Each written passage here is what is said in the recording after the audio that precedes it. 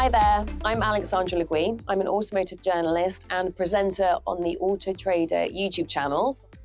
So I am very excited about the potential of having a home charger.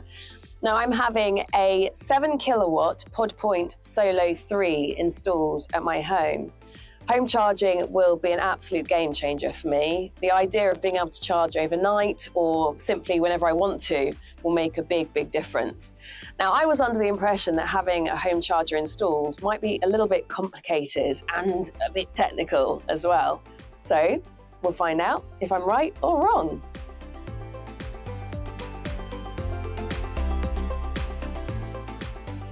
Well, that was straightforward. All I had to do was fill out a pre-installation form online, and then PodPoint literally did everything else.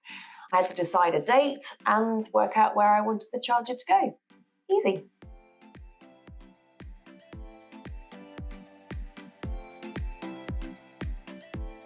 Wow, all done. I'm amazed at how easy and quick that was. It only took 2 hours.